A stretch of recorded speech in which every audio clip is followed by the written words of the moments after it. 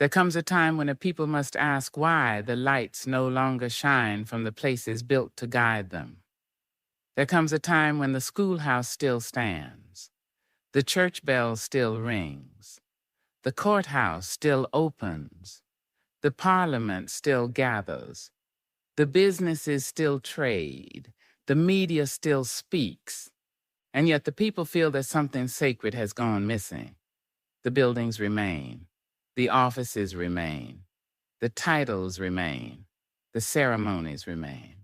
But the light has thinned, and the people begin to ask, why are our institutions no longer beacons of light?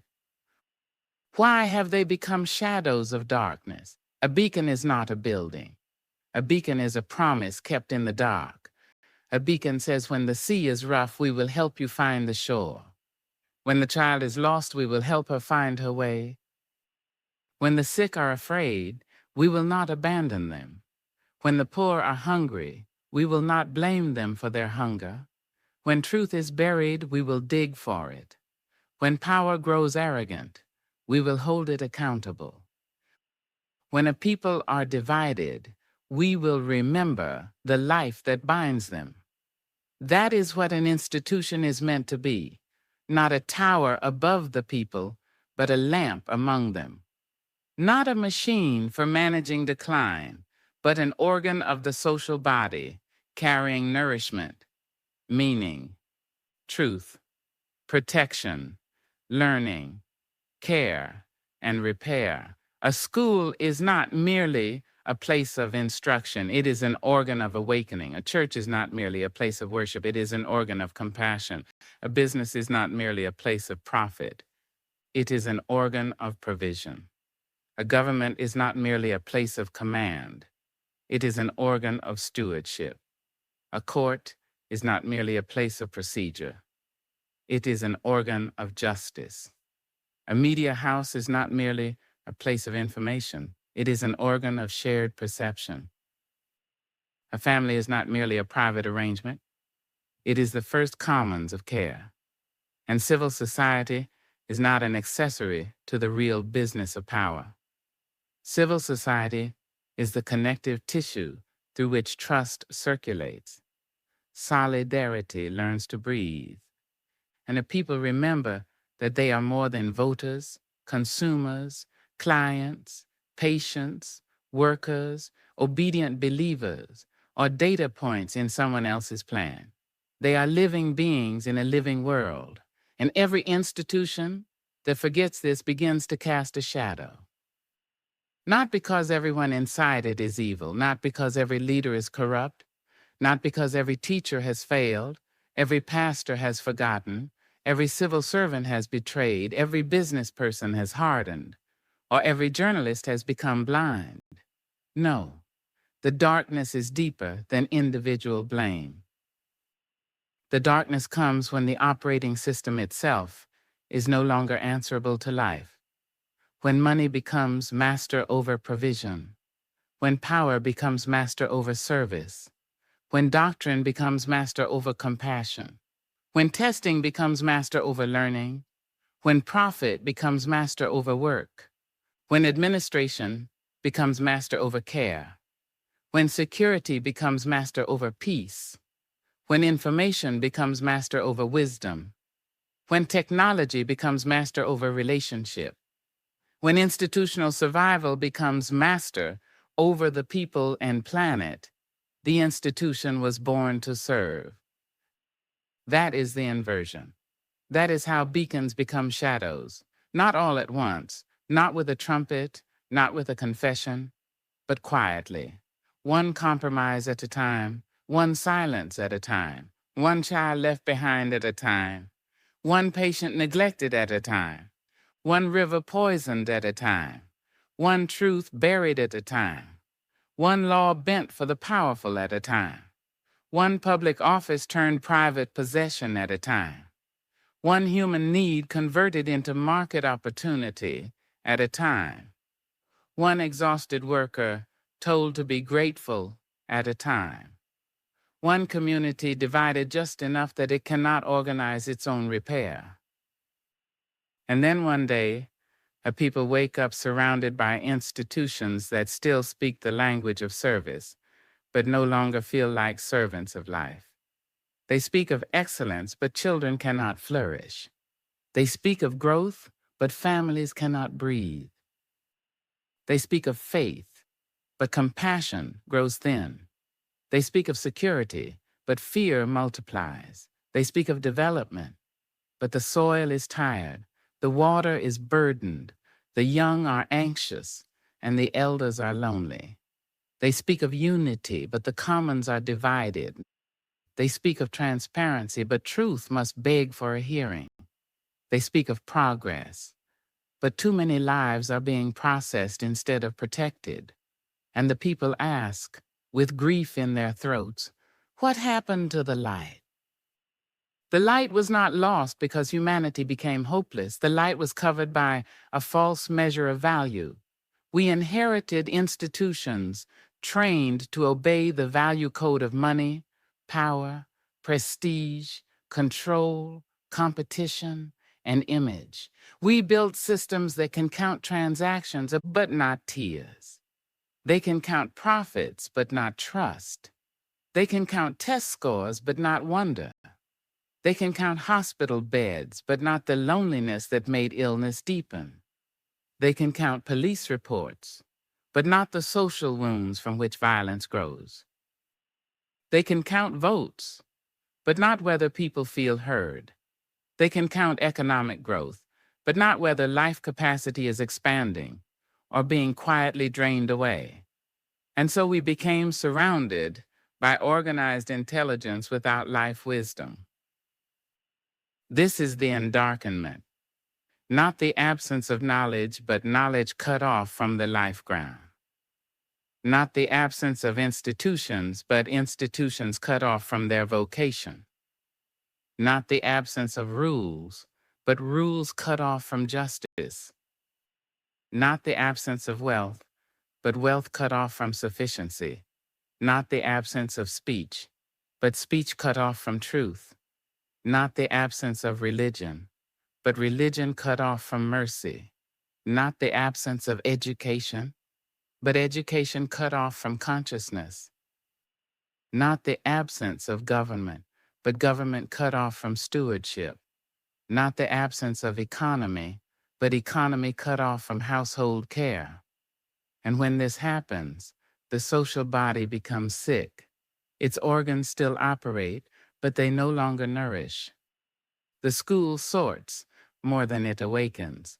The church consoles more than it liberates. The business extracts more than it provides. The government manages more than it serves. The media agitates more than it clarifies. The law protects order more than it protects justice. The family carries burdens that should have been shared by the whole society. And civil society grows tired, divided, watchful, wounded, suspicious of itself. Then fear becomes easier to spread than trust. Hatred becomes easier to organize than hope. Rumor becomes faster than understanding. Performance becomes safer than truth. And leadership becomes the art of appearing responsible without becoming answerable. But the purpose of this monologue is not to curse the darkness. The purpose is to let the light appear again. To let it appear, we must ask a different question. Not merely, who is in charge? But, what is in charge of those who are in charge? What value code governs the institution? What does it reward? What does it ignore? What does it protect? What does it sacrifice? What does it call normal? What suffering does it explain away? What beauty does it fail to see? What future does it make impossible? And above all, does it preserve, restore, and expand life capacity? That is the test. Does this school increase the capacity of children to think, to feel, to question, to cooperate, to create, to care, and to solve the real problems of their world? Or does it merely train them to compete for places inside a system that has forgotten life? Does this church or spiritual community increase compassion, humility, truthfulness, forgiveness, courage, and care for the wounded earth? Or does it protect tribe, image, doctrine, and comfort while the suffering pass by outside its door? Does this business organize provision, meaningful work, fair exchange, ecology, craft, innovation, and contribution? Or does it externalize harm, privatize the gain, and call it success? Does this government protect the civil commons, water, health, education, food security, public knowledge, clean air, social protection, ecological resilience, public accountability, and the rights of future generations? Or does it convert public trust into private advantage? Does this media help a people see clearly, understand deeply, deliberate honestly, and repair wisely? Or does it sell outrage while truth bleeds slowly in the corner? Does this family receive the support it needs to raise children, care for elders, heal conflict, and belong to a wider circle of protection? Or is it left alone to carry the weight of a broken world? Does civil society build trust, mutual aid, accountability, and courage from the ground up, or has it been weakened until the people no longer believe they can act together? These are not abstract questions. They are survival questions. They are dignity questions. They are civilization questions. Because institutions do not merely manage the world, they bring forth a world. Every school brings forth a world in the mind of a child. Every church brings forth a world in the conscience of a people. Every business brings forth a world in the pattern of work and provision. Every government brings forth a world in the distribution of protection and possibility. Every media system brings forth a world in what people are able to notice, fear, trust, and imagine. Every family brings forth a world in the nervous system of the next generation. Every law brings forth a world by declaring what must be defended and what may be abandoned. So the question is not only, are our institutions working? The deeper question is, what world are they working into being? Are they bringing forth a world where children can grow without being discarded? A world where young people can dream without being trapped in debt, violence, or despair? A world where elders are honored not only when they are useful, but because they are living memory? A world where the sick are cared for not as burdens, but as bearers of dignity? A world where workers are not used up and then renamed inefficient? A world where women and men, rich and poor, rural and urban, old and young, can participate in shaping the conditions of their own lives?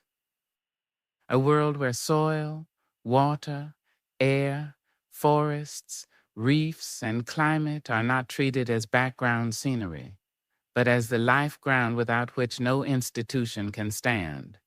A world where disagreement does not destroy the commons and difference does not become license for contempt. A world where power is not worship, but disciplined by service. A world where truth is not a weapon, but a shared light. A world where care is not sentimental, but structural. This is the world we must bring forth. Not a perfect world, not a world without grief, not a world where conflict disappears, but a world where conflict remains answerable to life. A world where the purpose of argument is not domination, but clarification. A world where the purpose of economy is not accumulation, but provision.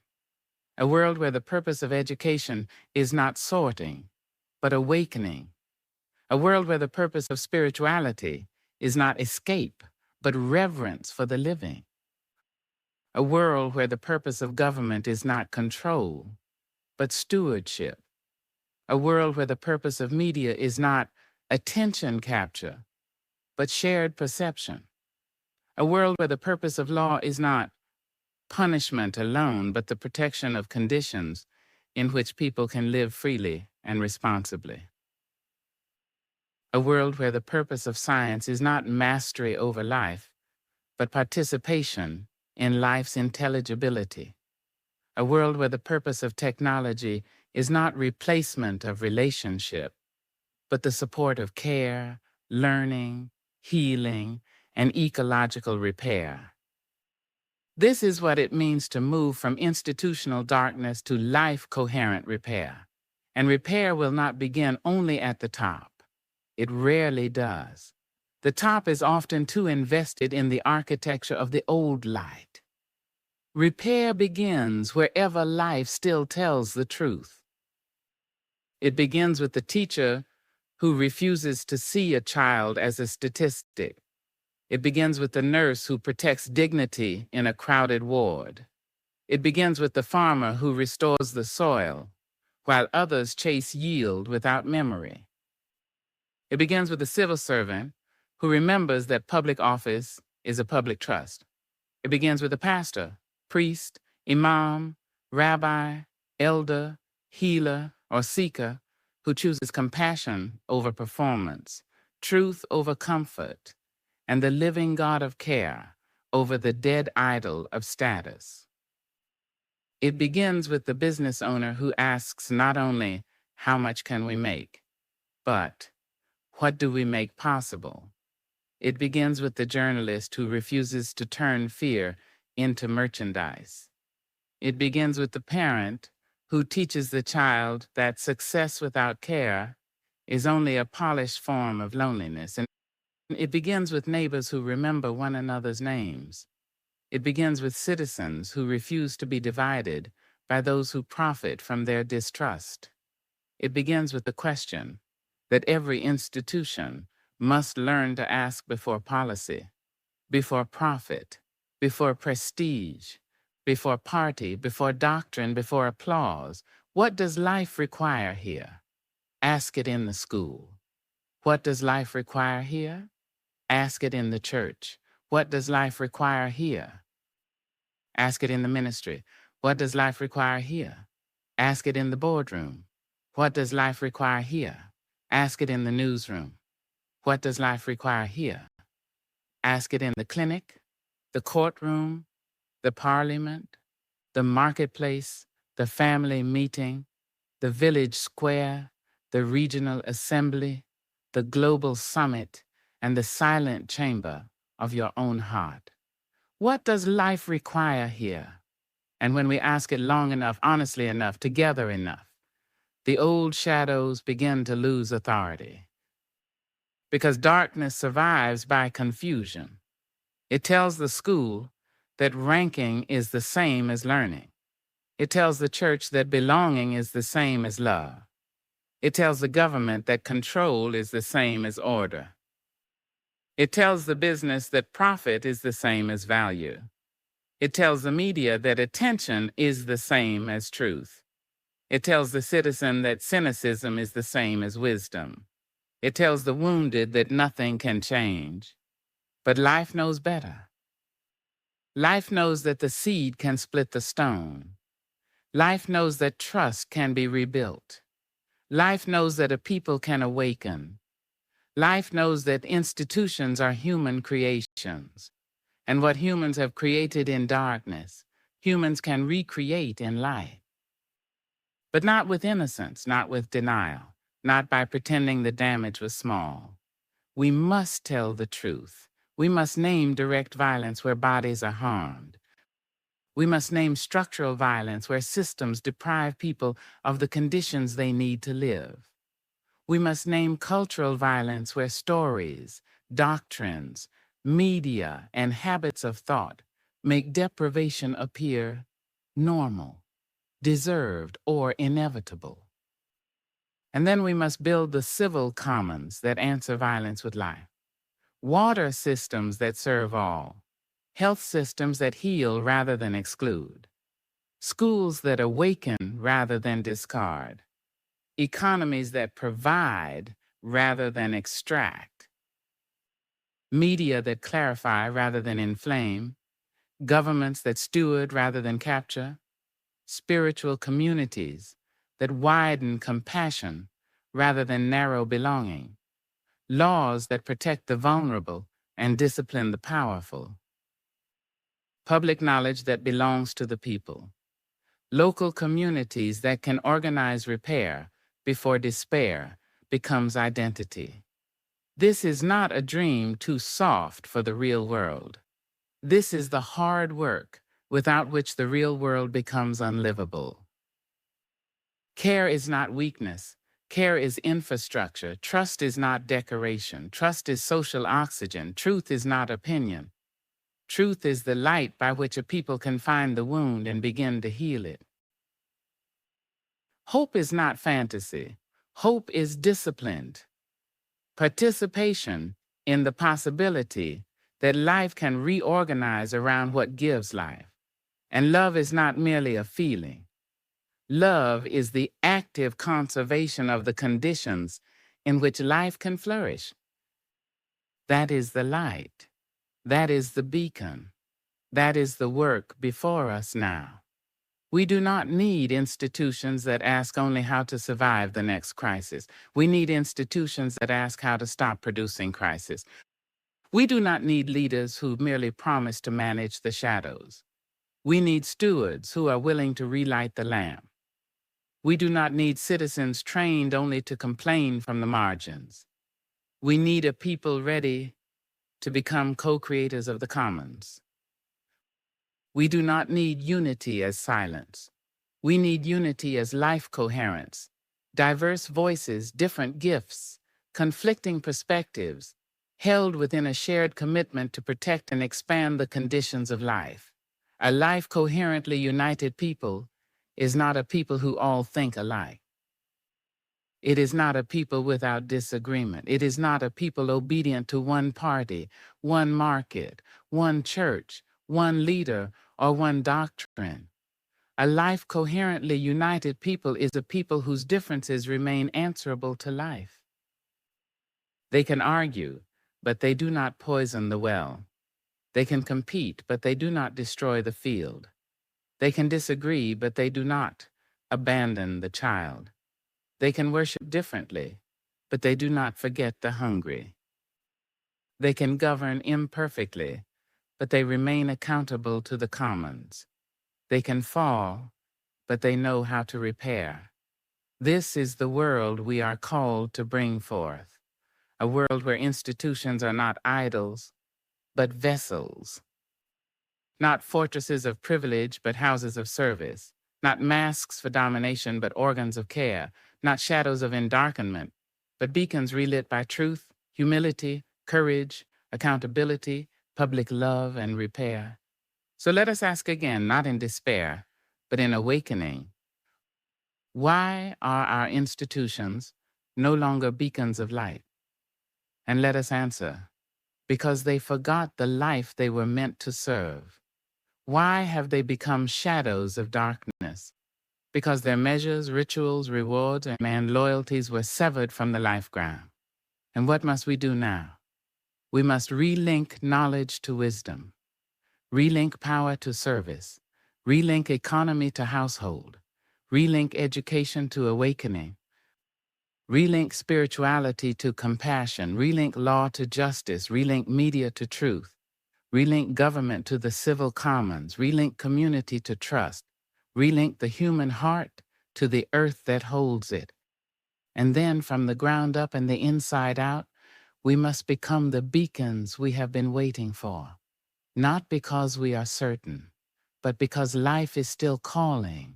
Not because the night is over, but because a promise kept in the dark is how dawn begins. A beacon is not a building. A beacon is a promise kept in the dark. Let us keep it. Let us become worthy of it. Let us bring forth a world where the child can hold the earth and not inherit our despair, but our courage.